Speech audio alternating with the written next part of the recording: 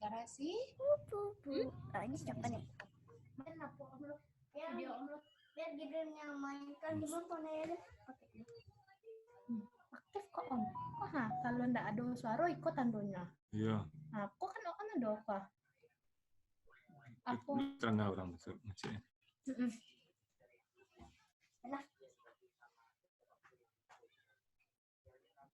Sini aja pasang. Awalnya gitu. Nenek itu boleh iPhone kamu di celana. Nenek perawat. Hah? Perawat kamu mah? Nenek pakai baju dulu. Tidak ada apa-apa. Nanti proyek apa ya?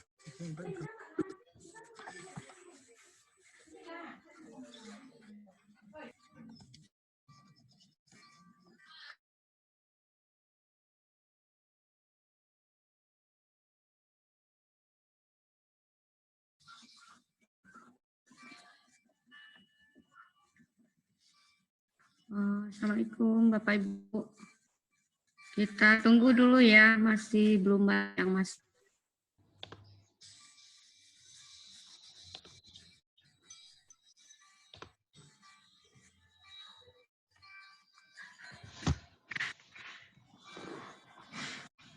Akhirnya jago.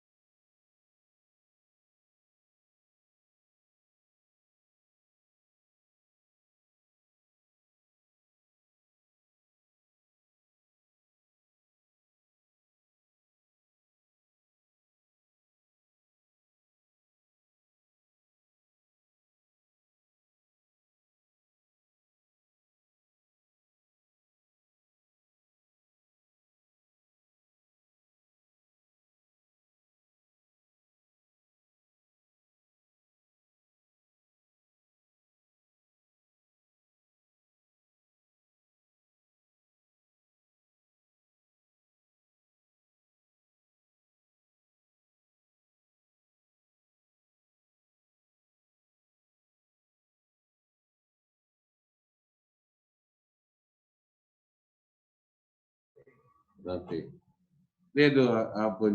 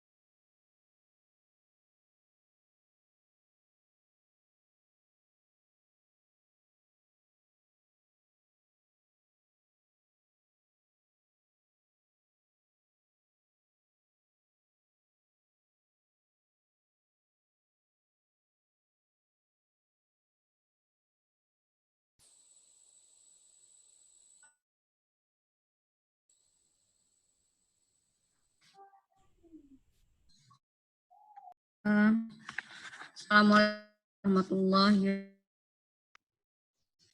Waalaikumsalam warahmatullahi wabarakatuh. wabarakatuh. Bapak Ibu.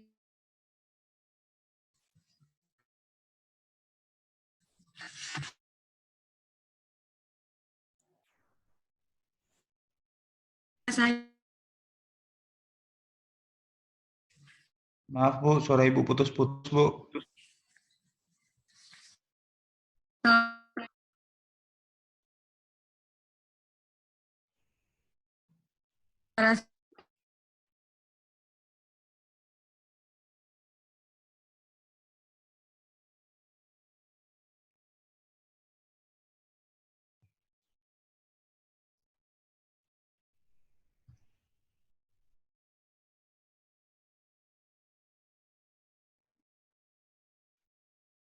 Tes, putus-putus, Bu.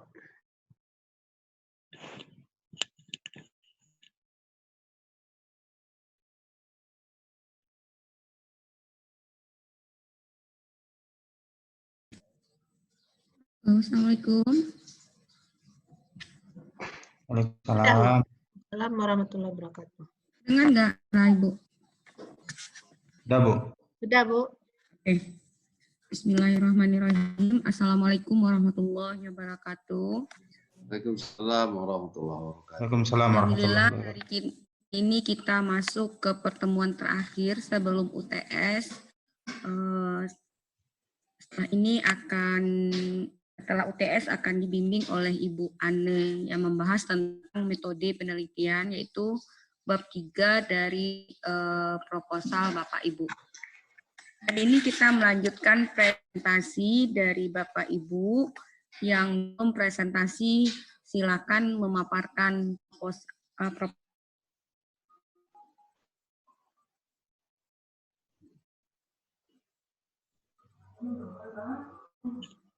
Suara Ibu hilang lagi Bu. Hilang. Putus-putus Bu. Ternyata pindah ruang. Awal masuk ruang tadi.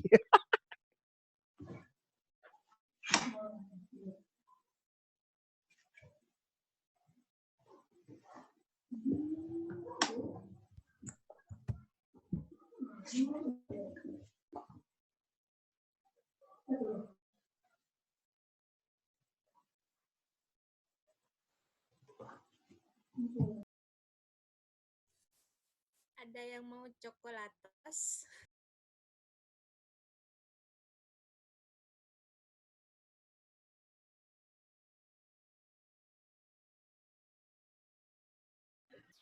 No.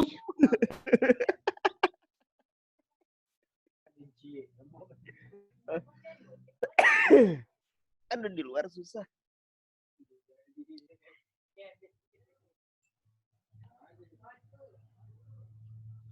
Nggak bisa pakai background kalau di sini. Silau.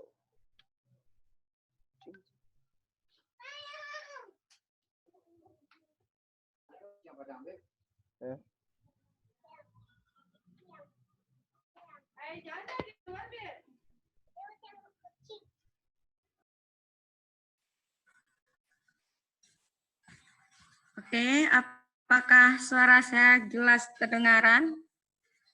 Kedengaran Bu. Sudah jelas Bu. Jelas. Ya, memang sinyalnya agak jelek. Oke, hari ini kita akan membahas proposal Bapak Ibu seperti minggu lalu, yang akan dimulai dulu dari Bapak siapa ya yang belum ya? Yang belum. Bu Ivo sudah ya. Bu Isnanda, Saidah. Ya Bu, saya Bu. Ayo, silakan Bu. Silakan.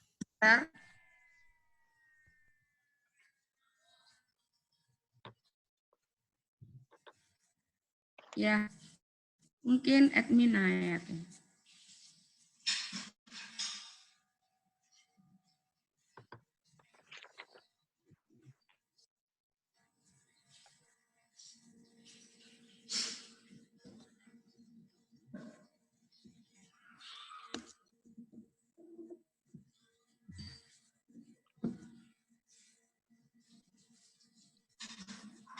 Assalamualaikum warahmatullahi wabarakatuh. Terima kasih kepada Ibu yang telah memberikan waktu kepada saya untuk memaparkan bab 1 dan bab 2 rencana proposal penelitian. Di mana saya akan mengambil tempat di Satker tempat saya bekerja, itu Politeknik Pertanian Negeri Payakumbuh, dengan rencana judul. Bu Isnanda, Ya Bu. Bu Isnanda. Ya Bu. Itu bab 1-nya, bab 1-2-nya belum keluar. Belum tayang. Di sini udah tayang, Bu. Coba tutup lagi, terus diulang lagi. Belum muncul di layarnya. Iya, Bu. Dibuka dulu di laptopnya, baru di-share. Iya. Belum muncul, Bu. Belum. Belum ya?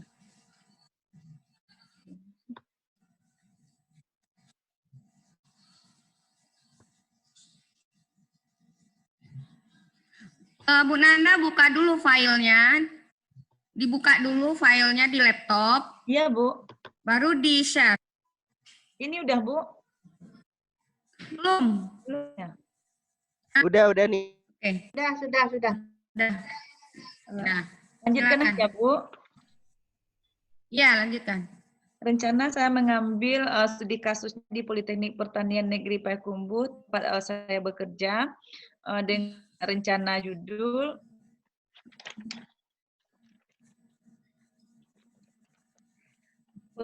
tunjangan kinerja, penempatan kerja dan iklim kerja terhadap motivasi kerja tenaga kependidikan pada Politeknik Pertanian Negeri Payakumbuh. Politeknik Pertanian Negeri Payakumbuh menyelenggarakan pendidikan vokasi yang melibatkan tenaga pendidik. Di sini adalah dosen yang melaksanakan tridharma perguruan tinggi dan tenaga kependidikan yang berfungsi menunjang pelaksanaan tridharma perguruan tinggi. Pada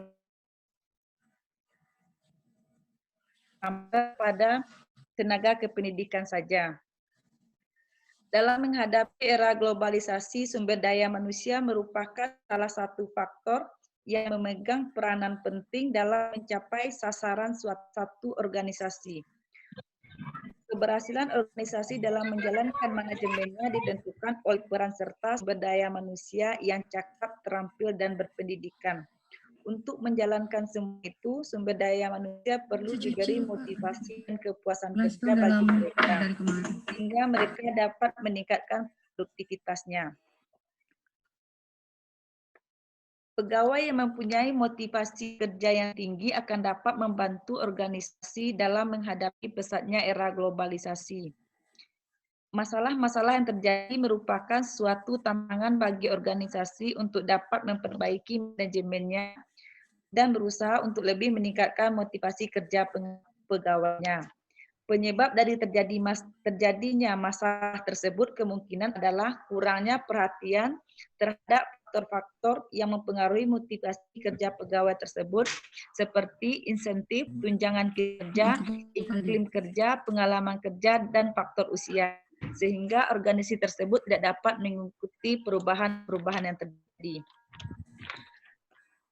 Berdasarkan faktor-faktor di atas, setiap orang akan semangat dalam bekerja jika mereka mendapatkan sesuatu yang diinginkannya, baik sesuatu yang bersifat materi maupun non-materi. Dalam hal mencapai motivasi kerja pegawai atau tenaga kependidikan dalam ini, Politeknik Pertanian Negeri Payakumbuh masih jauh dari apa yang diharapkan. Fenomena ini terlihat dari pengamatan awal di lapangan, seperti kurangnya kesempatan untuk pelatihan dan pengembangan karir bagi tenaga kependidikan dalam setahun. Yang kedua, terdapatnya tenaga kependidikan yang tidak bisa naik pangkat karena keterbatasan pendidikan dan jabatan. Yang ketiga, terlihatnya tenaga kependidikan yang jarang mendapat teguran dari atasan karena lalai dalam bekerja. Yang keempat, adanya tenaga kependidikan yang bekerja di bagian yang sama di atas 5 tahun karena lambatnya rotasi sehingga menimbulkan kebosanan. Yang kelima, penempatan tenaga kependidikan yang kurang sesuai dengan bidang ilmu dan keterampilan yang dimiliki tenaga kependidikan. Fenomena di atas telah menimbulkan permasalahan terhadap tenaga kependidikan pada Politeknik Pertanian Negeri Payakumbuh, di mana tenaga kependidikan belum melaksanakan tugas dan fungsinya secara maksimal seperti yang ditetapkan. Dengan rendahnya motivasi yang dimiliki oleh tenaga kependidikan tentunya dapat mengurangi energi yang menggerakkan segala potensi yang ada dan tidak dapat menciptakan keinginan yang tinggi serta meningkatkan kinerja dalam bekerja. Pada tahun 2014, tenaga kependidikan Politeknik Pertanian Negeri Payakumbuh telah diberikan remunerasi atau tunjangan kinerja oleh pemerintah pusat. Dengan adanya remunerasi tersebut, tidak menambah motivasi kerja tenaga kependidikan. Salah satu yang bagus dan dengan adanya tunjangan kinerja tersebut hanyalah absensi. Bertitik tolak dari fenomena itu terjadilah suatu ketimpangan di mana di satu pihak Politeknik Pertanian Negeri Payakumbuh dituntut untuk menjadi suatu instansi atau lembaga pendidikan tinggi yang terbaik yang dapat meningkatkan motivasi kerja. Di pihak lain, motivasi kerja tenaga kependidikan belum maksimal. Masih banyak tenaga kependidikan yang belum melaksanakan tugas rutinnya sesuai dengan aturan yang berlaku. Selanjutnya, motivasi tenaga kerja kependidikan pada Politeknik Pertanian Negeri Payakumbuh diduga juga dipengaruhi oleh iklim kerja yang dirasakan oleh tenaga kependidikan dalam melaksanakan kegiatan sehari-hari, di mana tenaga kependidikan akan lebih optimal bekerja apabila didukung oleh iklim kerja yang menyenangkan. Dengan iklim kerja yang menyenangkan dapat mendorong bagi tenaga kependidikan untuk menyelesaikan suatu pekerjaan. Ini jelas kerja yang baik sangat penting dalam meningkatkan motivasi kerja. Kemudian, masalah rendahnya tingkat motivasi kerja yang dimiliki oleh tenaga pendidikan tentu saja tidak boleh dibiarkan begitu saja karena akan merugikan terhadap kelangsungan organisasi. Oleh karena itu, perlu dilakukan upaya-upaya yang bersifat komprehensif untuk meningkatkan motivasi kerja tersebut. Karena motivasi sebagai penggerak atau penorong individu untuk melaksanakan kegiatan dan meningkatkan produktivitas kerja. Jadi seseorang tidak hanya dibutuhkan kecakapan dan kemampuan dalam melakukan aktivitas, tetapi juga butuh dorongan yang kuat yang datang dari diri individu sendiri. Individu yang mempunyai motivasi tinggi, mempunyai inisiatif kerja, ketekunan, dan tanggung jawab yang tinggi. Bertitik tolak dari permasalahan di atas, saya mencoba bertitiklah di permasalahan di atas, saya menduga bahwa tenaga kependidikan lingkungan Politeknik Pertanian Negeri Payakumbuh belum bekerja secara optimal. Mengingat banyaknya faktor-faktor yang mempengaruhi motivasi kerja, maka berdasarkan fenomena yang ada di lingkungan Politeknik Pertanian Negeri Payakumbuh, sebagaimana terurai, saya melakukan penelitian dituangkan dalam bentuk tesis yang diberi judul Pengaruh Tunjangan Kinerja, Penempatan Kerja, Iklim Kerja terhadap Motivasi Kerja Tenaga Kependidikan pada Politeknik Pertanian Negeri Payakumbuh. Yang B, perumusan masalah. Berdasarkan latar belakang yang telah diuraikan di atas, maka masalah penelitian ini dapat dirumuskan sebagai berikut. Yang pertama, sejauh mana pengaruh tunjangan kinerja terhadap motivasi kerja tenaga kependidikan pada Politeknik Pertanian Negeri Payakumbuh. Yang kedua, sejauh mana pengaruh penempatan kerja terhadap motivasi kerja tenaga kependidikan. Yang ketiga, sejauh mana pengaruh iklim kerja terhadap motivasi kerja tenaga kependidikan. Dan yang keempat, sejauh mana pengaruh tunjangan kinerja, penempatan kerja dan iklim kerja terhadap motivasi kerja tenaga kependidikan pada Politeknik Pertanian Negeri Payakumbuh. Adapun tujuan dari penelitian adalah untuk mengungkap tentang pengaruh tunjangan kinerja terhadap motivasi kerja tenaga pendidikan.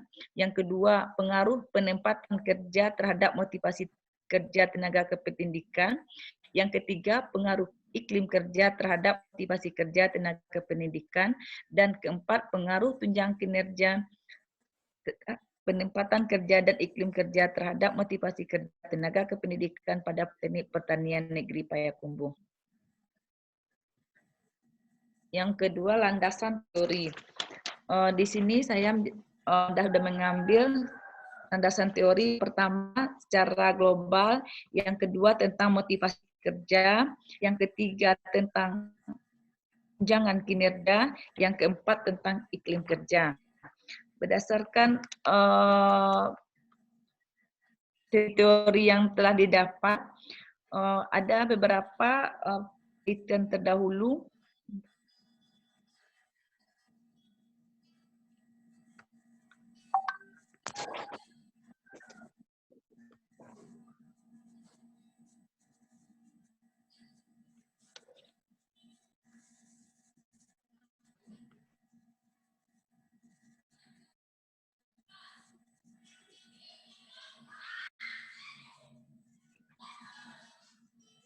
penelitian terdahulu yang saya ambil di sini, hasil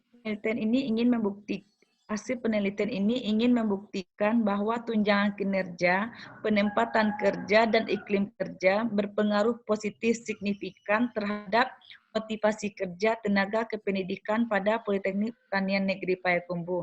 Sebab semakin tinggi tunjangan kinerja, penempatan kerja, dan iklim kerja, maka akan berdampak positif pada motivasi kerja tenaga kependidikan Politeknik Pertanian Negeri Payakumbuh.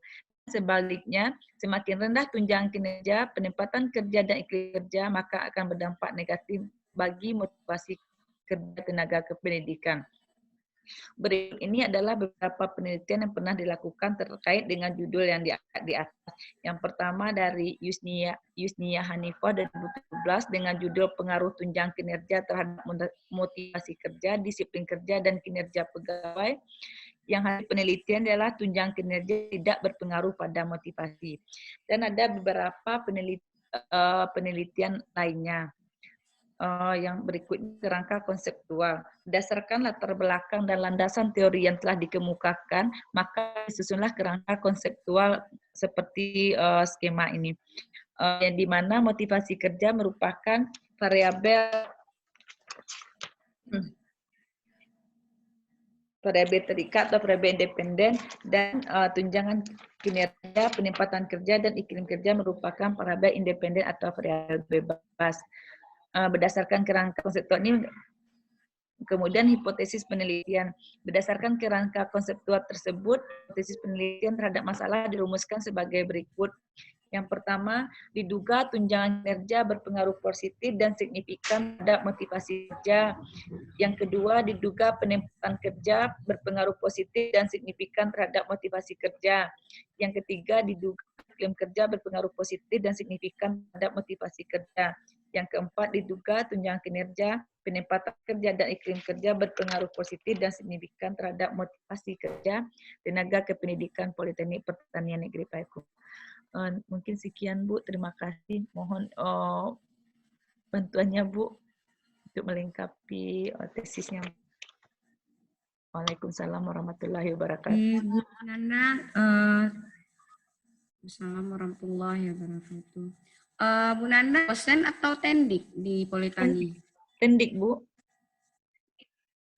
Ini coba buka bab 1.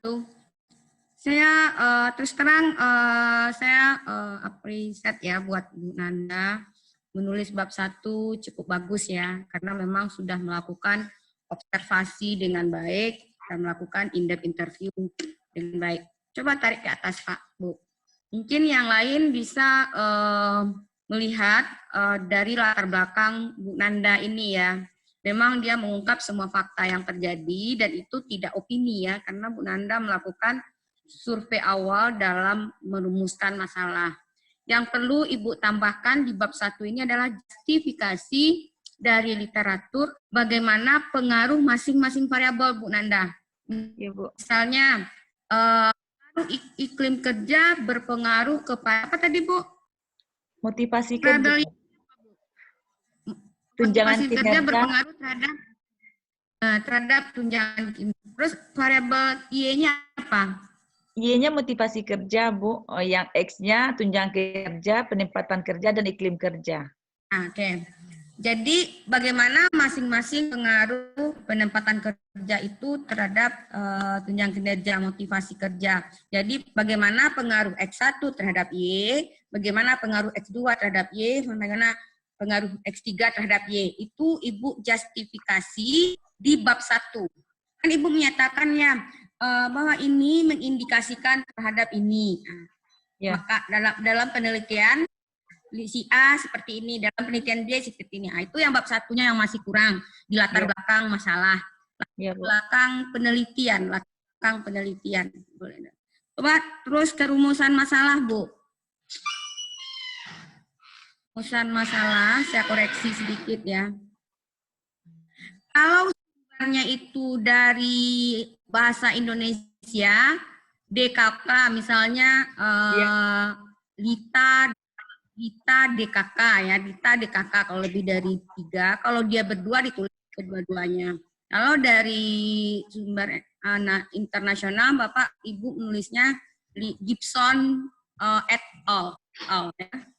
Ini sejauh mana ini kurang bagus Bu untuk kalimat rumusan masalah. Jadi Bu ganti aja bagaimana pengaruh tunjangan kinerja terhadap motivasi kerja tenaga kependidikan Politeknik Pertanian Negeri Payakumbuh. Itu dalam kalimat tanya. Coba Ibu ganti aja 1 supaya nanti Ibu jangan ragu. Bagaimana ya, Bu? Dan pakai kalimat tanya. Ya, bagaimana pengaruh diakhiri dengan tanda tanya. Nah, itu begitu seterusnya ya, Bu. Oke, Bu. Makasih. Oke, terus ke bawah ke tujuan penelitian. Tujuan penelitian bertujuan untuk mengungkapkan, jangan untuk mengungkap, bertujuan untuk menganalisis, bertujuan untuk mengetahui dan menganalisis,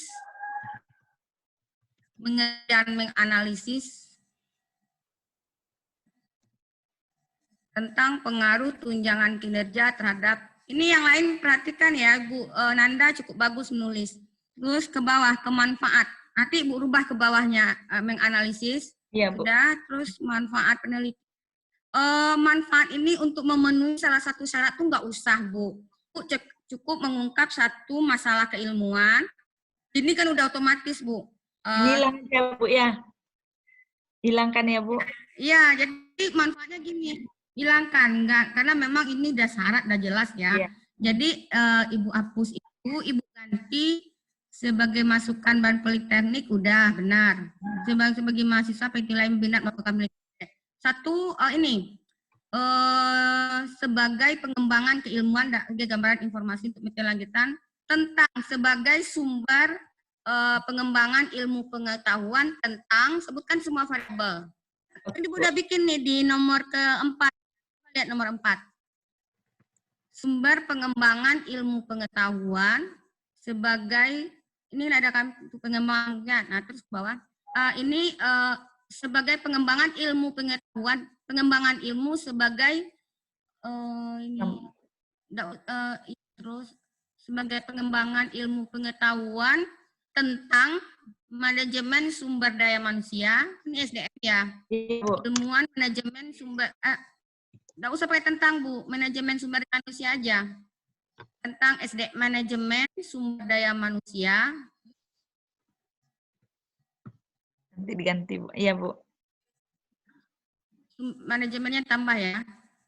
Oh iya. Manajemen sumber daya manusia, manajemen di depan A. Manajemen khususnya tentang, khususnya SDM, khususnya tentang variabel, Ibu sebutkan semua variabelnya. Iklim kerja, Iya, Bu. dan tentang, sebutkan semua Iya. variabel. Ada ya? Iya, Bu. Hapus sebagai gambaran informasi untuk penelitian Hilangkan selanjutnya. aja ya, Bu. Nah, ya, oke ya. Ya, Bu. Itu kira-kira ya untuk bab 1. Oke. Terus bab 2.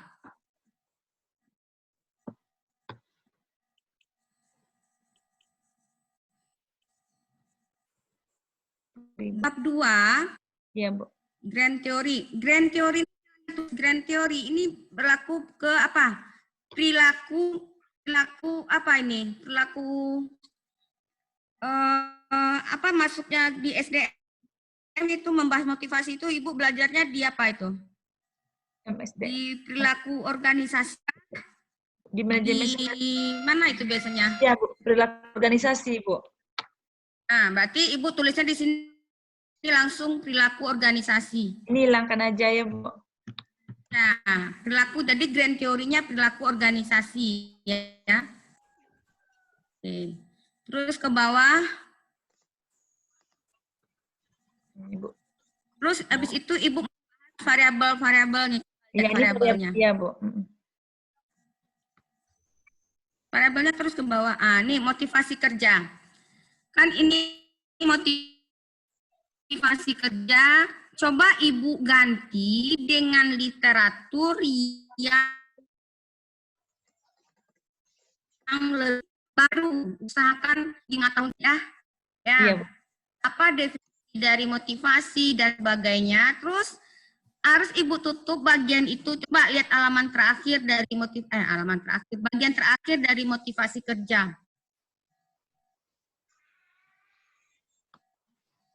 Motivasi kerja. Sebelum Ibu masuk ke variabel kedua. Iya, Bu. Ini, Bu. Sampai Nah, sini. ini. Nih, sudah. Oke, coba lihat. Motivasi kerja diukur dengan 4 ini ya. Saya rasa ini sudah pas. Nanti Ibu terus ke bawah seperti itu. Selalu ditutup dengan indikator. Coba Ibu lihat ke bawah dikit, Bu. Maksudnya ke atas dikit. Kelihatan indikatornya itu. Ke atas, Bu. Ke atas. Maksudnya ke indikatornya tadi. Mana indikator tadi? Indikator motivasi.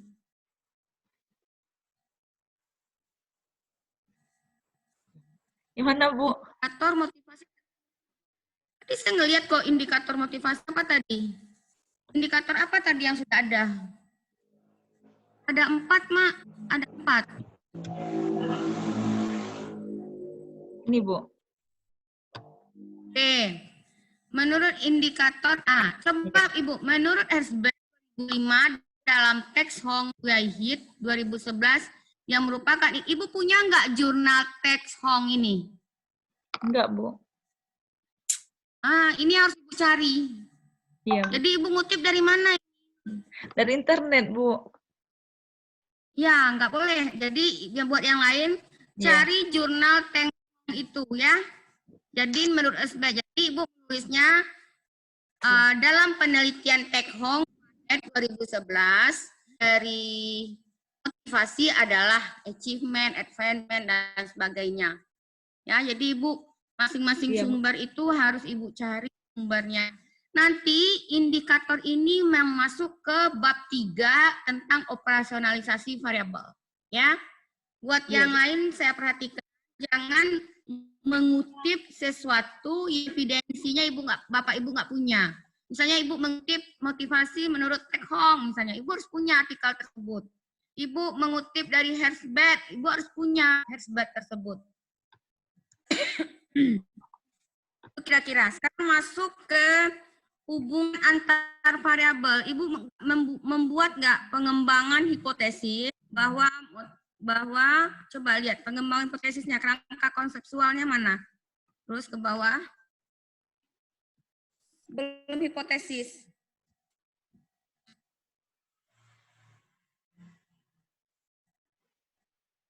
Semua variabel punya indikator itu ya, Bu? Iya, Bu. Oke, terus ke bawah. Pengembangan hipotesis.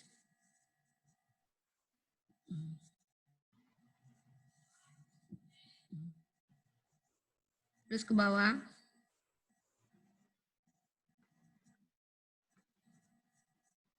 Ini, Bu.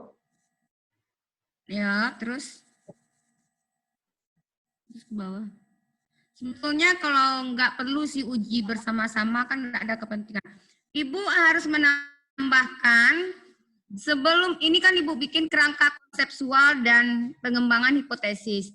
Nggak usah pakai kata diduga, Bu. Jadi ini aja, hipotesis itu sudah, artinya sudah dugaan, yaitu tunjangan, hapus saja diduganya. Tunjangan kinerja berpengaruh positif dan signifikan terhadap ini. Tapi Ibu sebelum masuk ke hipotesis 1, Ibu harus menjelaskan secara konseptual atau justifikasi literatur siapa saja hasil penelitian yang memperlihatkan hubungan tersebut. Misalnya, tunjangan kinerja itu berpengaruh terhadap motivasi kerja atas siapa saja. Itu harus ada. Jadi kalau Ibu punya 4 hipotesis, berarti Ibu juga harus mengembangkan hipotesis itu dari literatur juga 4. Iya, Bu. Iya, Bu. Ibu masih ingat nggak yang saya terbayang ya apa yang mau dikerjakan? Iya, Bu. Ibu jelaskan tunjangan kinerja itu ini, terus kinerja itu ini, motivasi itu ini. Bagaimana pengaruh tunjangan kinerja ini terhadap motivasi berdasarkan temuan-temuan riset sebelumnya. Maka muncullah dari hasil penelitian sebelumnya, maka ditemukanlah hipotesis 1, yaitu tunjangan kinerja berpengaruh positif terhadap motivasi pada Politeknik Pertanian Payakumbuh. Nanti dijelaskan lagi, penempatan kerja itu apa, dan bagaimana pengaruhnya terhadap motivasi kerja, dan siapa saja yang menemukan bahwa riset penelitian itu yang menemukan bahwa penempatan kerja berpengaruh terhadap motivasi kerja. Nah, maka dari hasil penelitian sebelumnya ditemukanlah, dirumuskanlah hipotesis 2. 2 yaitu penempatan kerja berpengaruh kepada motivasi kerja. Gitu seterusnya, Bu. Bu, kita kan Ya, ini di itu atas. yang ketiga. Coba mana saya tidak makanya nggak usah dipisah, Bu, langsung saja. Ini kan saya udah bikin lihat mana di Bu. atas. Ini kan udah ada Di mana? ini, Bu. Oh, ini, Bu. Penelitian terdahulu kan udah ada ini, Nak, Bu. Yang satu kan pengaruh kinerja terhadap motivasi kerja. Ini kan Yusnia Hanifah 2017. Kan udah ada kita di atas atau makanya di bawah. Iya, makanya membuatnya itu di sub kerangka konseptual dan hipotesis. Iya, Bu. Jadi kan yang ini di atas dipindahkan aja ke bawah. Ini bukan dipindahkan, Ibu, ini adalah tinjauan penelitian terdahulu. Setelah variabel A, misalnya motivasi kerja, dan seterusnya, dan saya kirim dulu kan formatnya, tinjauan penelitian terdahulu. Ini di sub tinjauan penelitian terdahulu ini, Bu. Iya. Ibu tulis formatnya seperti yang saya kirim dulu, dibaca di WA. Terus enggak dihapus, enggak dipindahkan. Ini baru di sub tinjauan penelitian terdahulu. Setelah tinjauan penelitian terdahulu itu kerangka konseptual dan hipotesis. Kerangka konseptual tadi yang saya jelaskan tadi, langsung ini berpengaruh terhadap ini kata siapa saja, terus baru muncul hipotesis 1. Iya, Bu. Saya beri contoh ya, waktu menyelesaikan di ini. Coba itu yang kelihatan. Coba close dulu biar saya buka contohnya.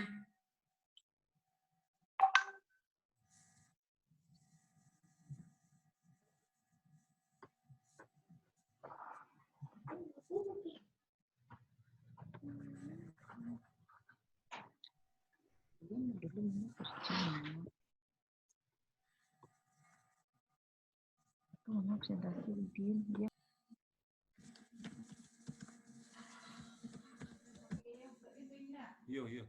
Spot itu, Mama.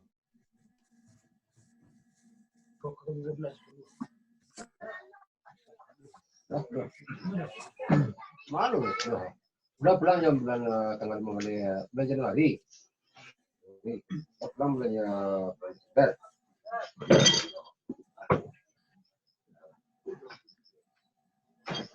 Itu kau bagi seruar Pak.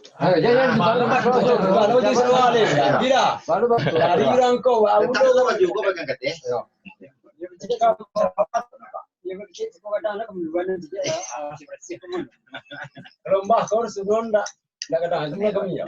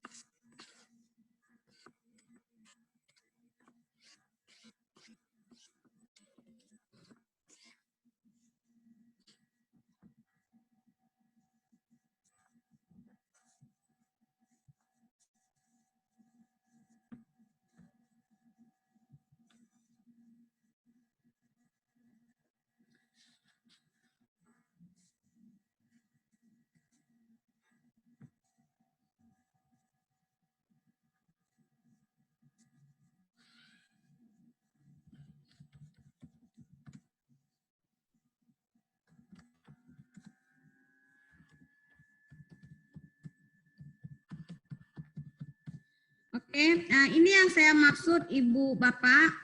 Jadi dijelaskan apa itu hubungan persepsi kualitas dengan revision intention. Jadi Ibu menghubungkan variabel Ibu.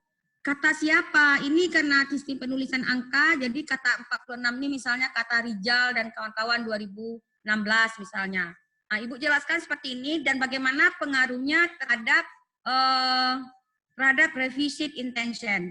Jadi persepsi kualitas yang baik akan mendorong untuk memilih merek tertentu dan mengeliminasi merek-merek lain. Jadi kualitas berpengaruh terhadap revision. Dan juga merupakan bahwa persepsi kualitas memiliki pengaruh positif dengan revision intention. Kata siapa? Kata dua orang ini. Nah, usahakan justifikasinya itu dari sumber yang maka muncullah hipotesis 6 bahwa persepsi kualitas berpengaruh signifikan terhadap revision intention. Nah, ini yang saya minta, Bu. Ya. Ibu bisa menulis lebih banyak. Ini karena sedikit saya tulis itu karena memang waktu menulis proposal untuk kompetisi tidak boleh halamannya itu terlalu banyak. Jadi saya ringkas-ringkas saja menulisnya. Untuk Bapak Ibu, tulislah dengan justifikasi yang lebih jelas dari ini. Paham ya Bu Nanda?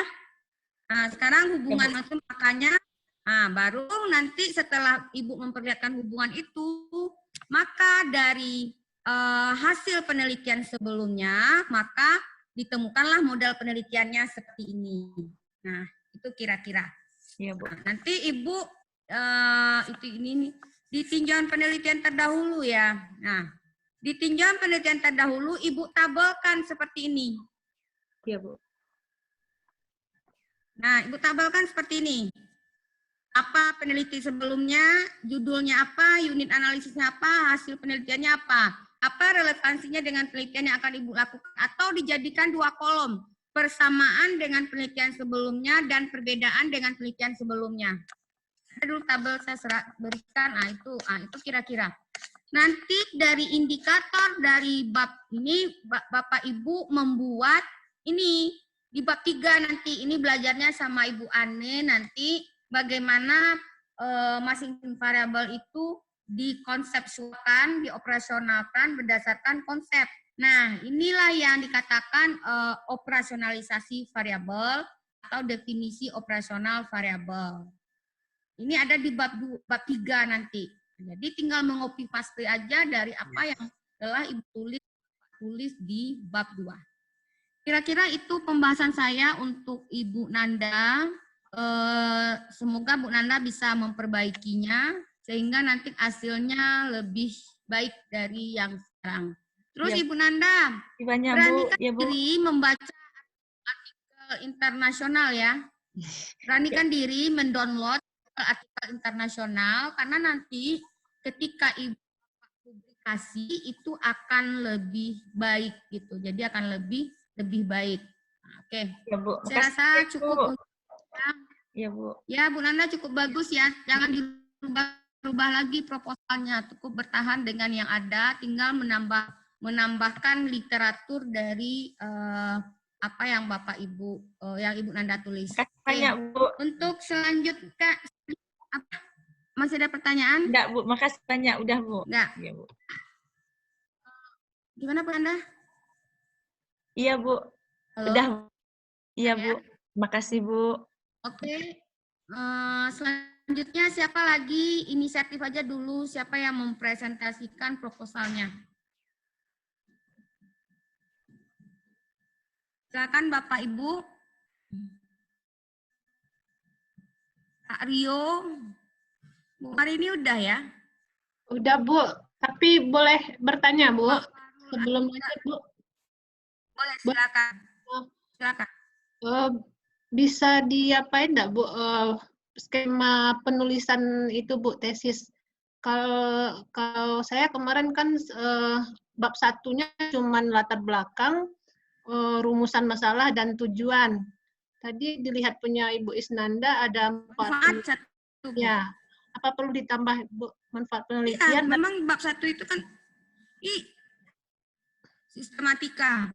Ya, makanya Bu. Saya kemarin itu bilang sama Bapak Ibu, tolong dilihat panduan dari MM kita. Tapi di bab 1 itu ada minimal 4 poin tadi. Yang pertama latar belakang penelitian, latar belakang ya, bukan latar belakang masalah, latar belakang penelitian, terus rumusan masalah, tujuan penelitian, dan manfaat penelitian. Itu 4 tuh harus ada. Kalau di panduan kita ada tentang sistematika penelitian, silakan disesuaikan saja. Oh ya. Ya, Bu Makasih, Bu. Iya, Bu, makasih. Ya, Bu, makasih. Oke, silakan siapa lagi yang mau presentasi? Saya berikan waktu. Kita masih punya waktu. Silakan Bapak Ibu.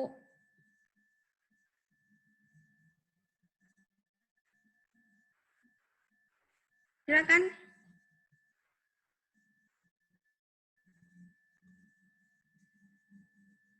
Itu Bu Marini udah dijawab oleh adminnya Setie. Silakan di-download panduannya di website kita. Oke, silakan dari Edi, harus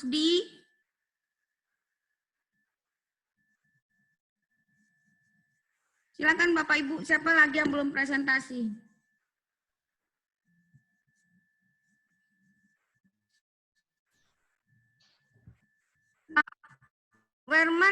Wermadeni udah presentasi belum, Pak? Kemarin udah sih, Bu. Cuman ada perubahan di data, Bu. Ya, nggak apa-apa. Nah, kalau perubahan di data, tambahkan saja. Saya Ya, Mai Kalsum, Ibu Mai Kalsum. Ibu Mai Kalsum, silakan. Ini Bapak Ibu banyak tidak. Bu Mai Kalsum sudah presentasi belum? Belum, Bu. Silakan Bu, presentasi. Tolong di-share proposalnya. Dari bab 1, Bu. Ya, seperti Bu Nanda tadi, Bu.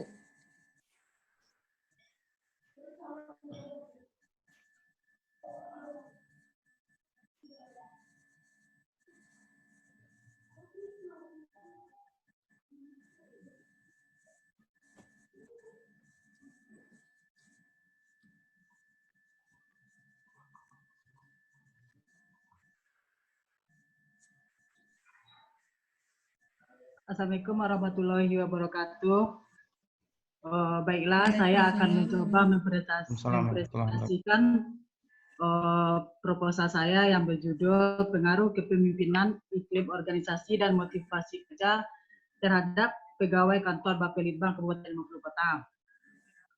Latar belakang masalah sumber daya manusia merupakan aset yang paling penting dalam suatu organisasi atau perusahaan.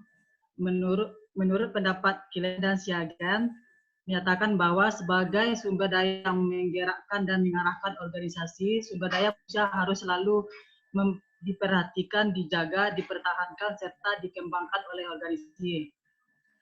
Adapun kompetisi global yang terjadi sekarang ini menurut perusahaan untuk mampu bersaing secara ketat guna mempertahankan kinerja perusahaan. Untuk mewujudkan hal tersebut, sumber daya manusia memegang peranan yang sangat penting dan perlu mendapat perhatian dan pengkajian yang lebih dalam. Salah satu strategi yang dikembangkan untuk mempertahankan karyawan yang kompeten adalah dengan menciptakan karyawan yang loyal dan berkomitmen pada perusahaan. Karyawan sebagai anggota organisasi akan lebih mudah mencapai prestasi kerja yang tinggi jika mempunyai perilaku dan sikap positif. Artinya, dengan menyadari bahwa karyawan tidak hanya sebagai anggota, akan tetapi juga paham terhadap tujuan dan nilai organisasi. Memandang pada saat individu masuk dan bergabung dalam suatu organisasi, maka akan berkembang hubungan antara individu dengan organisasi di mana masing-masing mempunyai kebutuhan hendak dicapai. Komitmen karyawan terhadap organisasi merupakan faktor yang penting dalam rangka mempertahankan kinerja perusahaan. Apalagi dalam era persaingan bisnis yang makin ketat dewasa ini, sebaik apapun visi misi organisasi, hal tersebut tidak akan tercapai tanpa diimbangi dengan komitmen yang tinggi dari karyawan. Semakin tinggi komitmen karyawan terhadap organisasi, maka karyawan akan semakin merasa bertanggung jawab untuk ikut menjaga kelangsungan hidup suatu organisasi. kepemimpinan merupakan salah satu topik yang selalu menarik untuk dikaji dan diteliti karena paling banyak diamati sekaligus fenomena yang paling sedikit dipahami. Fenomena kepemimpinan di negara Indonesia juga telah membuktikan bagaimana kepemimpinan telah berpengaruh sangat besar terhadap kehidupan berpolitik dan bernegara. Kepemimpinan diduga merupakan suatu komitmen penting dalam suatu organisasi. Akan tetapi juga suatu perusahaan tidak akan mungkin mengoperasikan kegiatannya tanpa adanya manusia sumber tenaga kerjanya. Di samping faktor kepemimpinan, faktor iklim organisasi juga mempengaruhi komitmen pegawai, di mana iklim organisasi merupakan suatu kondisi atau keadaan suasana kerja yang berada di instansi dirasa nyaman. Dalam suatu organisasi diperlukan juga adanya suatu motivasi kerja. Motivasi kerja ini bertujuan untuk mendorong atau memberikan semangat kepada pegawai untuk selalu meningkatkan prestasi kerjanya agar dapat melaksanakan pekerjaannya dan mencapai hasil pekerjaan sesuai dengan tujuan yang diharapkan. Di mana motivasi yang akan mempengaruhi komitmen pegawai yang dimiliki seseorang dalam merupakan potensi di mana seseorang belum tentu bersedia untuk mengerahkan segenap potensi yang dimilikinya untuk mencapai hasil yang optimal, sehingga masih diperlukan adanya pendorong agar seseorang pegawai kantor Bapelitbang Kabupaten 50 Kota mau menggunakan seluruh potensinya. Daya dorong tersebut sering disebut motivasi. Melihat kenyataan tersebut, sudah saatnya pemimpin dapat lebih banyak memberikan kesempatan kepada pegawai mengembangkan sumber daya manusia agar lebih berprestasi dan melaksanakan tugas pelayanan. Berdasarkan pengamatan penulis diperoleh informasi awal bahwa komitmen pegawai masih jauh dari keadaan ideal yang diharapkan. Kenyataan ini terlihat jelas seperti masih adanya konflik-konflik internal antar pegawai, belum sepenuhnya saling mendukung dalam menyelesaikan tugas dan tanggung jawab. Kurangnya kesadaran untuk bekerja sama dengan pegawai lain, hanya berkonsentrasi pada tugas-tugas rutin. Rendahnya kepedulian terhadap aktivitas kantor, masih sering telat masuk kerja, tidak masuk kerja tanpa berita dan kebiasaan menunda pekerjaan. Di sisi kepemimpinan, fenomena komitmen pegawai secara langsung maupun tidak langsung nampak pada sikap pegawai yang kurang peduli dengan pemimpin. Perhatian pemimpin tidak secara menyeluruh, pegawai tidak merasa dilibatkan berdasarkan kemampuan kompetensinya, sehingga mereka menilai bahwa pemimpin cenderung pilih kasih. Kurangnya pengarahan dari pemimpin, kurang berkoordinasi pegawai, lemahnya koordinasi kepada bawahan, dan kurangnya menggerakkan pegawai. Kenyataan tersebut menunjukkan kepemimpinan kurang berfungsi maksimal. Merujuk pada fenomena di atas, penulis merasa tertarik untuk membahas mengenai pengaruh kepemimpinan, iklim organisasi, dan motivasi kerja terhadap komitmen pegawai kantor Bapelitbang Kabupaten 50 Kota. Perumusan masalah. Berdasarkan dari latar belakang masalah, maka dapat diidentifikasikan permasalahan pada penelitian ini sebagai berikut. 1. Sejauh mana pengaruh kepemimpinan terhadap iklim organisasi pegawai kantor Bapelitbang Kabupaten 50 Kota? 2. Sejauh mana pengaruh kepemimpinan dan iklim organisasi terhadap motivasi kerja pegawai kantor Bapelitbang Kabupaten 50 Kota? 3. Sejauh mana pengaruh kepemimpinan, iklim organisasi, dan motivasi kerja terhadap komitmen pegawai kantor Bapelitbang Kabupaten 50 Kota? Tujuan penelitian, berdasarkan pembahasan pada latar belakang masalah dan perumusan masalah, maka tujuan penelitian ini adalah untuk mengungkapkan 1. Pengaruh kepemimpinan terhadap iklim organisasi pegawai kantor Bapelitbang Kabupaten 50 Kota. 2. Pengaruh kepemimpinan dan iklim organisasi terhadap motivasi kerja pegawai kantor Bapelitbang Kabupaten 50 Kota. 3. Pengaruh kepemimpinan, iklim organisasi, dan motivasi kerja terhadap komitmen pegawai kantor Bapelitbang Kabupaten 50 Kota.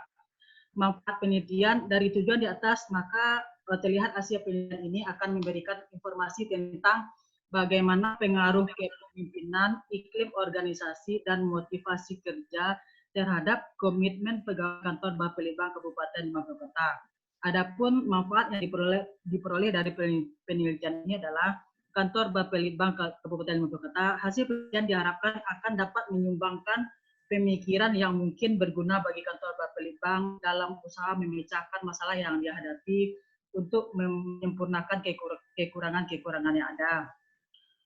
Sekolah Tinggi STI Agus Salim diharapkan hasil ini dapat dimanfaatkan untuk menambah pengetahuan dan sebagai salah satu referensi untuk penelitian lebih lanjut yang berkaitan dengan problematika sejenis.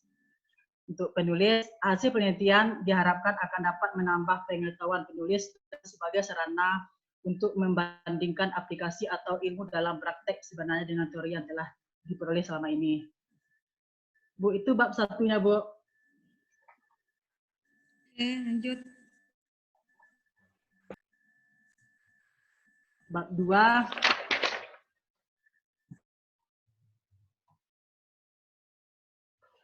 Kajian teori atau kerangka konseptual dalam hipotesis.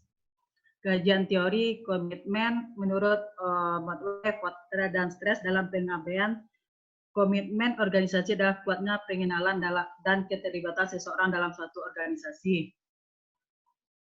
Pegawai yang memiliki komitmen terhadap satuan kerja kemungkinan untuk tetap bertahan lebih tinggi daripada pegawai yang tidak mempunyai komitmen.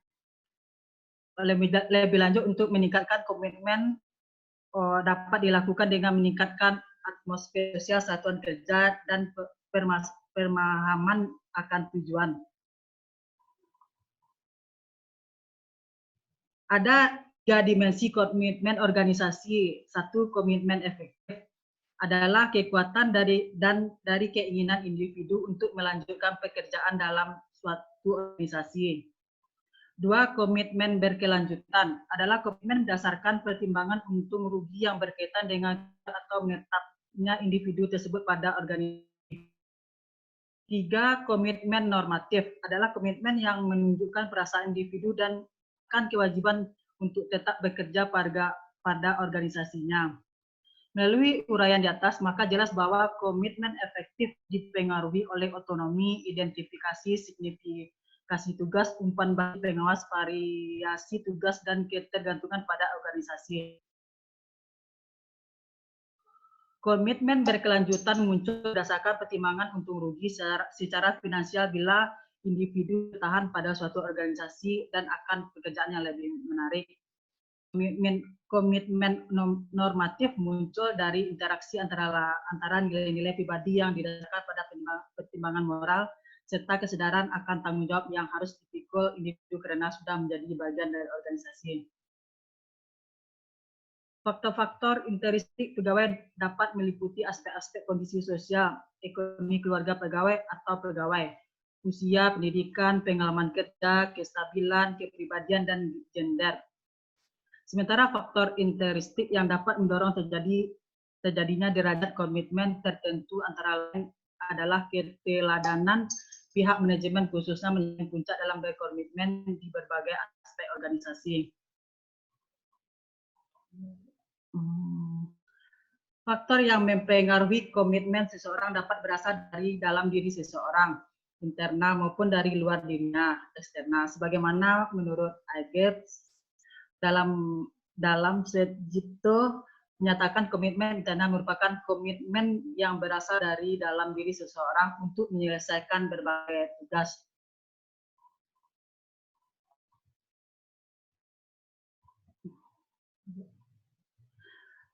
Untuk menghindari kesalahan dalam penelitian ini, maka disimpulkan rumus indikator komitmen mengacu pendapat Goleman dan Daniel, yakni siap berkorban demi pemenuhan sasaran organisasi yang lebih penting, merasakan dorongan semangat dalam misi yang lebih besar, menggunakan nilai kelompok dalam pengambilan keputusan dan penjabaran pilihan-pilihan, aktif mencari peluang guna memenuhi misi kelompok, kepemimpinan.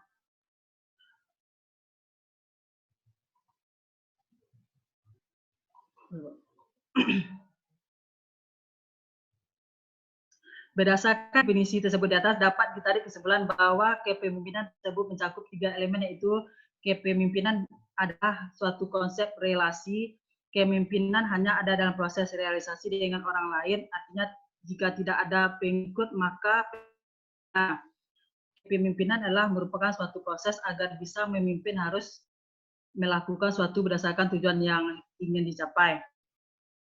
Penulis memberi definisi kepemimpinan adalah setiap tindakan yang dilakukan oleh individu atau kelompok untuk mengkoordinasi dan memberi arah kepada individu atau kelompok lain yang tergabung dalam suatu wadah tertentu untuk mencapai tujuan yang telah ditetapkan.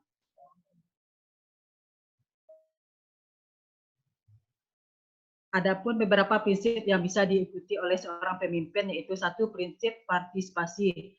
Kita sebagai atasan sebaiknya memberikan kesempatan kepada bawahan untuk berpartisipasi di dalam menentukan tujuan kerja yang ingin dicapai. Dua, prinsip komunikasi. Bawahan sebaiknya diberikan informasi tentang segala sesuatu yang berhubungan dengan usaha pencapaian tugas. Prinsip mengakui andil bawahan. Motivasi kerja bawahan dapat ditingkatkan apabila kita sebagai atasan selalu bersedia mengakui bawahan mempunyai andil dalam usaha mencapai tujuan. Prinsip pendelegasian wewenang. Sebagai atasan ada perlunya memberikan otoritas kepada bawahan untuk memutuskan sesuatu yang berpengaruh hasil kerja. Prinsip memberikan perhatian timbal balik.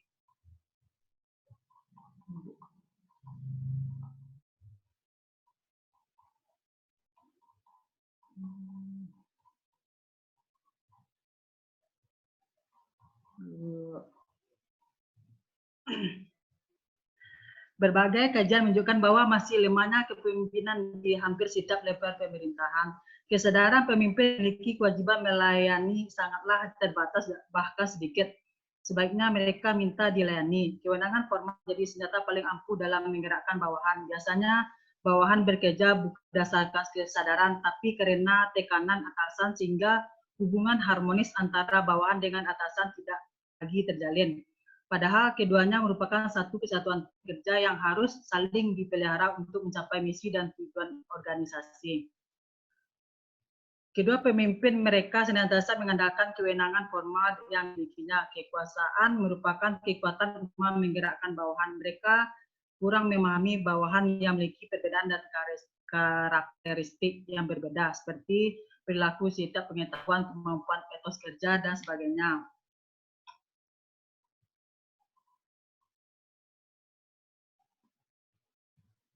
Lemahnya akuntabilitas pemimpin organisasi pemerintahan. Tidak adanya pertanggungjawaban secara transparan kepada publik atau masyarakat atas apa yang telah dilaksanakan dalam pemerintahan.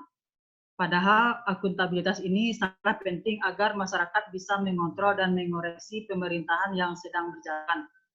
Berdasarkan fenomena di atas, maka disimpulkan bahwa kepemimpinan organisasi pemerintahan masih jauh dari harapan pemerintah yang baik.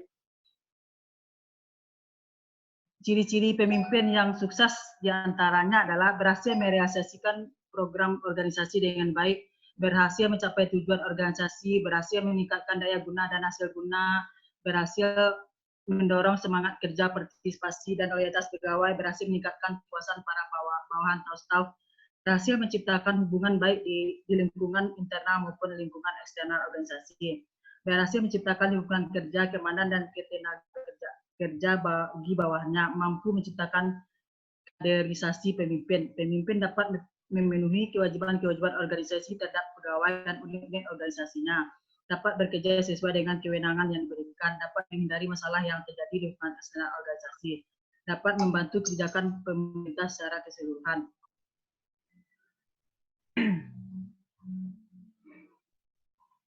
Iklim organisasi. Setiap organisasi atau dinas memiliki cara tersendiri dalam menyajikan usahanya. Karena itu, suatu organisasi mempunyai iklim berbeda dengan organisasi lain. Iklim dapat bersifat menekan, netral, atau dapat pula bersifat mendukung.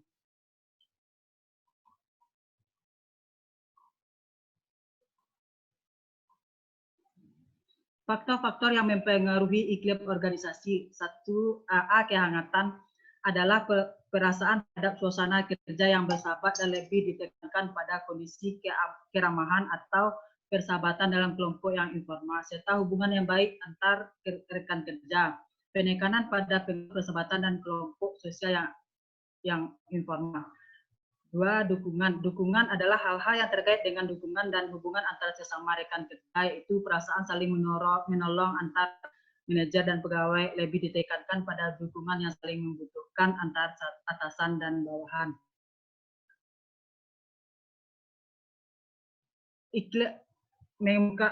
Lebih lanjut, Sugiono mengemukakan bahwa diukur dalam iklim organisasi adalah otonomi dan fleksibilitas, kepercayaan dan keterbukaan, simpatik dan memberikan dukungan, jujur dan menghargai, kejelasan tujuan-tujuan pekerjaan telah diuraikan dengan jelas. Pertumbuhan kepribadian pegawai diberi kesempatan untuk meningkatkan keahlian dan keterampilan mereka. Untuk menghindari kesalahan, maka kesimpulan rumusan indikator iklim organisasi yaitu otonomi dan fleksibilitas, simpatik dan memberi dukungan, jujur dan menghargai, pekerjaan yang berisiko membangun hubungan yang harmonis. Motivasi kerja. Motivasi berasal dari bahasa Latin yaitu mover yang berarti menggerakkan. Motivasi berhubungan erat dengan keberhasilan seseorang, organisasi, atau masyarakat di dalam mencapai tujuan-tujuannya.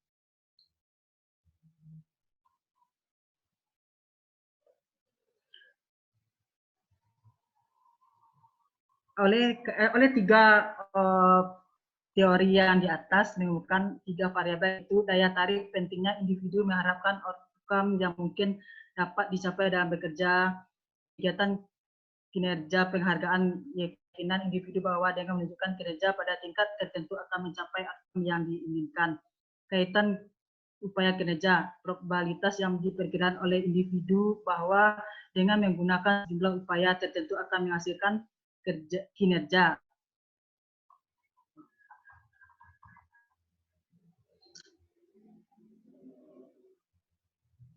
Ada beberapa macam teknik pemberian motivasi yang dapat diterapkan oleh pegawai.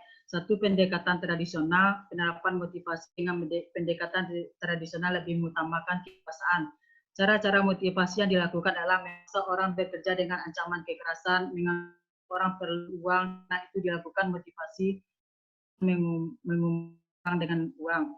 Mereka mau bekerja baik didorong oleh rasa takut akan kehilangan pekerjaan. Pegawai dibuat sibuk terus agar tidak menimbulkan kesulitan. Teknik motivasi secara hubungan manusiawi. Teknik ini diterapkan melalui motivasi pegawai dengan cara pemenuhan kebutuhannya, memperlakukan pegawai secara adil dan layak, berusaha menciptakan lingkungan kerja yang menyenangkan. Pegawai diberi kesempatan ikut serta memecahkan masalah. Teknik ini dibedakan dalam dua sistem, yaitu sistem kebapakan yang menyebutkan bahwa pemimpin merupakan bapak yang baik bagi pegawai. Kalau mereka bekerja giat, maka pemimpin akan berterima kasih. Sistem manajemen iklim baik yang beranggapan bahwa kebebasan kondisi kerja yang baik dengan pengendalian yang bersahabat membuat para pegawai senang sehingga dapat meningkatkan motivasi kerja. Ini motivasi dengan tawar-menawar secara implisit. Dalam teknik ini, pemimpin mendorong pegawai untuk bekerja dengan kompensasi yang layak. Penerapan teknik ini adalah sebagai berikut. Pemimpin dapat menegakkan disiplin pegawai. Pemimpin beri kelonggaran untuk libur bekerja. Pegawai dapat berkembang sepanjang pimpinan konsisten dengan persetujuan yang diberikan oleh kedua belah pihak sebelumnya. Teknik motivasi dengan persaingan. Teknik inovasi dengan internalisasi. Yang perlu dipertimbangkan dalam teknik ini adalah pegawai dianggap mempunyai kemampuan kreatif yang belum dapat dimanfaatkan karena harus diberi bimbingan terlebih dahulu. Bekerja lebih giat dan dapat memberi kepuasan lebih besar. Teknik motivasi berdasarkan teknik penghargaan. Dalam teknik ini, para pegawai akan terdorong untuk bekerja hanya bila mereka mengharapkan bahwa produktivitas akan mendekatkan mereka ke pencapaian tujuan yang mereka sendiri.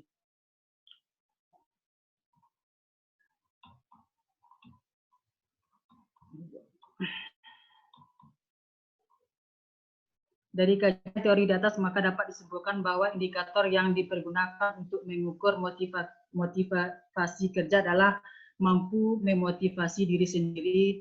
Dua, ketekunan mempunyai kemauan yang keras untuk bekerja tanpa pengawasan. Angka konseptual, pengaruh kepemimpinan terhadap iklim organisasi. Kepemimpinan merupakan suatu upaya dalam mengarahkan orang-orang untuk mau dan mampu bekerja dalam suatu organisasi. Tugas dari pimpinan baik adalah mampu menciptakan iklim organisasi yang baik. Pengaruh kepemimpinan dan iklim organisasi terhadap motivasi kerja. Motivasi kerja pegawai merupakan hal yang penting bagi instansi karena instansi harus bekerja dan melalui orang lain. Pemimpin harus memahami orang-orang berperilaku tertentu dapat mempengaruhinya untuk sesuai yang diinginkan organisasi. Kepemimpinan merupakan kemampuan yang dimiliki seseorang untuk mempengaruhi orang atau sekelompok orang agar dapat bekerja mencapai tujuan atau sasaran. Pengaruh kepemimpinan, iklim organisasi, dan motivasi kerja terhadap komitmen. Keberhasilan suatu organisasi sangat tergantung pada mutu kepemimpinan yang terdapat dalam organisasi yang bersangkutan. Kepemimpinan akan mempengaruhi suatu pencapaian komitmen dalam suatu organisasi. Jadi variabelnya Bu, kepemimpinan X1, komitmen pegawai Y, iklim organisasi X2, motivasi kerja X3 Bu. Sekian dari saya, terima kasih.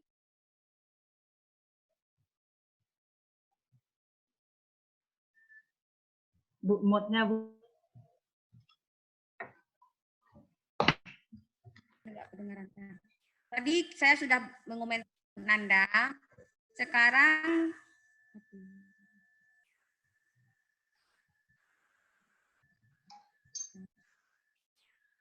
di stop dulu Bu share-nya.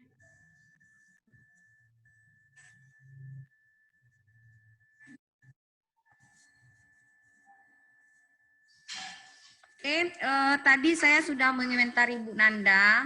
Saya minta sekarang Bapak Ibu yang lain mengomentari Ibu apa tadi? Ya Allah.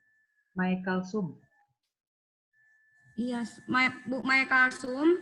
Saya minta Bapak Ibu yang lain mengomentari tesis proposalnya Ibu Michael Sum. Karena saya ingin lihat Bapak Ibu bisa memahami enggak materi yang saya berikan 2 minggu terakhir, bahwa sebuah proposal itu memiliki apa saja di bab 1 dan bab 2. Silakan kalau ada pendapat dari Bapak Ibu. Silakan di stop share dulu Bu Michael Sum. Share screen-nya di stop dulu. Oke. Sekarang saya minta pendapatnya Bapak Ibu. Kira-kira apa yang harus ditambah dari proposalnya Ibu Michael Sum? Oke, silakan. Oh, kelas ini sepi hari ini ya.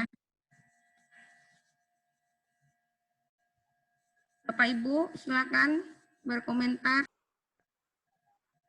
Nggak ada ya?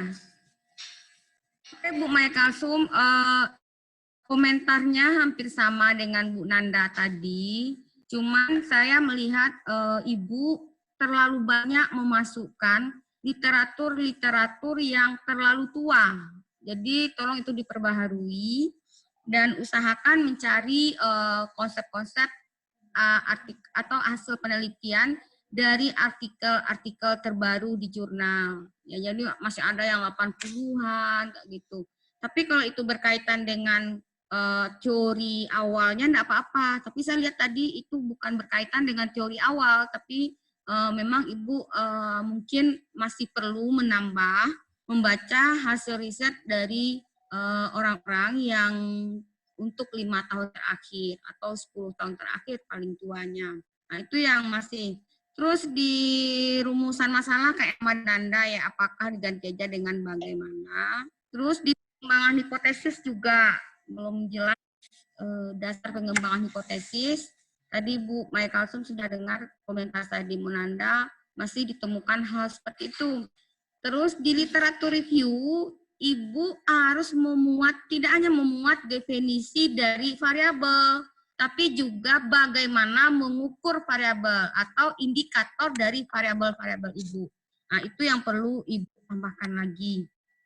Jadi saya tetap menyimpulkan Bapak Ibu Michael Sum harus membaca secara detail lagi dari temuan-temuan riset terdahulu.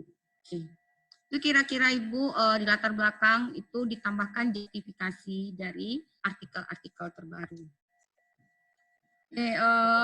Mungkin Bapak Ibu ada yang mau bertanya sebelum kelas ini kita tutup.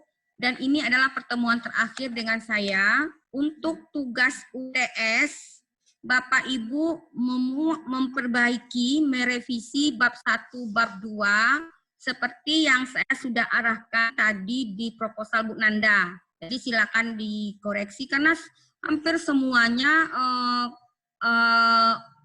masih mengalami masalah seperti itu. Saya sudah baca bab 1, bab 2 Pak Ibu. Masalahnya sama dengan kondisi yang saya komentari untuk Bu Nanda maupun minggu yang lalu. Kalau hari ini Bu Nanda memperlihatkan contoh penulisan yang sudah jauh lebih baik untuk Bapak Ibu ya. Bu Nanda termasuk salah seorang yang menurut saya setelah saya baca tugasnya sudah mampu membuat proposal bab 1, bab 2 itu lebih baik gitu ya. Jadi lebih baik walaupun masih banyak kekurangannya. Masalah yang saya temukan adalah hanya satu Bapak Ibu. Bapak Ibu sangat terbatas membaca jurnal penelitian. Masih takut membaca jurnal internasional. Coba itu benar-benar digagalkan. Kalaupun Bapak Ibu mempunyai keterbatasan dalam membaca teks dalam bahasa Inggris, Bapak Ibu tinggal translate dengan Google Translate. Hasil terjemahan Google Translate itu lumayan bagus loh. Jadi Bapak Ibu nanti tinggal edit aja kalimat-kalimatnya kira-kira apa yang perlu diperbaiki. Nah, itu coba dibantu dengan Google Translate untuk memahami jurnal-jurnal dari internasional. Jadi itu saja kelemahannya. Terus di bab 1 fenomena harus dijelaskan dengan gamblang. Bagaimana faktanya, seperti Bu Nanda tadi, dia jelaskan kondisi bagaimana di Politani dan seharusnya bagaimana. Nah, itu yang masih terbatas. Makanya Bu Nanda tadi saya suruh tambahkan dengan jurnal terbaru. Terus rumusan masalah selalu dengan sebaiknya dengan kalimat tanya saja. Yang tujuan penelitian tidak ada lagi kata tanya. Bahkan pengaruh motivasi terhadap karyawan. Di rumusan masalah untuk mengetahui dan menganalisis satu pengaruh motivasi kerja terhadap kerja karyawan. Jadi tidak ada lagi kata tanya. Manfaat itu ada manfaat praktikal dan manfaat keilmuan. Di bab 2 harus ada definisi variabel sampai ke indikator variabel. Harus ada tinjauan penelitian dahulu. Seperti yang saya contohkan tadi, membuat tabelnya. Terus hipotesis harus punya dasar pengembangan hipotesis seperti yang saya contohkan tadi. Tolong Bapak Ibu perbaiki. Jadi untuk tugas UTS mengumpulkan proposal bab 1, bab 2 yang direvisi. Yang kedua, melampirkan jurnal utama sebagai acuan Bapak Ibu. Nah, seperti apa? Misalnya kemarin saya contohkan dari jurnal Supply Chain Management. Dari jurnal artikelnya itu di-download, terus digabungkan satu folder dengan proposal Bapak Ibu. Misalnya, Bu Maikalsum, foldernya proposal bab 1, bab 2 Maikalsum. Yang kedua, jurnal 1, apa judulnya, jurnal 2, apa judulnya, jurnal 3, sampai 10 jurnal. Harus diampirkan yang jurnal yang Bapak Ibu acu sebagai penelitian. Jadi saya nanti bisa melihat apakah jurnal itu pas 50-50 ya. 5 dari jurnal nasional, 5 dari jurnal internasional. Nah, itu dikumpulkan sesuai dengan jadwal UTS yang diberikan oleh sekretariat. Nanti saya mungkin di sini ada Bu Ayu ya, Bu Ayu silakan tanggal berapa, nanti dikumpulkan semuanya ke email sekretariat pada tanggal yang ditentukan, nanti baru sekretariat menyerahkan bab 1, bab 2, dan sekumpulan jurnal tugas tersebut. Nah, itu kira-kira. Bapak Ibu ada pertanyaan dengan topik hari ini atau dengan tugas UTS, silakan. Oke, nggak ada pertanyaan, nggak ada masalah ya dengan menulis bab 1, bab 2. Bapak Ibu, halo. Dicoba perbaiki dulu, Bu. Nanti kalau misalnya ada yang mau dikonsultasikan boleh WA, Bu. Boleh by WA WA, tapi di WA grup aja ya Pak, supaya apa yang ditanyakan itu saya yang lain juga mengetahui. Nanti saya sekali menjelaskan. Jangan di Japri, saya akan meladeni nanti di grup WA Metolit ya. Oke, kalau tidak ada pertanyaan, tutup kelas ini dan saya minta maaf kalau selama 6 kali pertemuan ada kekurangan dan keterbatasan kita. Saya minta maaf dan semoga Bapak Ibu bisa fokus menulis proposal ini karena dalam penulisan proposal ini sebetulnya targetnya bukan nilai ya, tapi targetnya adalah bagaimana Bapak Ibu keluar dari mata kuliah ini punya proposal bab 1, bab 2, bab 3 yang diajukan ke untuk mendapatkan pembimbing. Nah, itu saya kira-kira yang diperlukan dalam mata kuliah ini. Karena saya tutup kuliah hari ini dengan membacakan alhamdulillahirobbilalamin wabillahi taufiq wal hidayah. Wassalamualaikum warahmatullahi wabarakatuh. Waalaikumsalam warahmatullahi wabarakatuh. Ya, saya izin live dari kelas. Oke, kasih Bu. Bu. Ibu. Bapak cerita.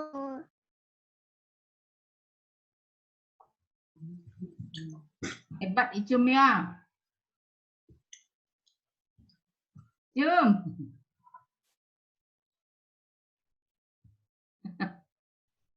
Nanda juga hebat juga ya Nanda.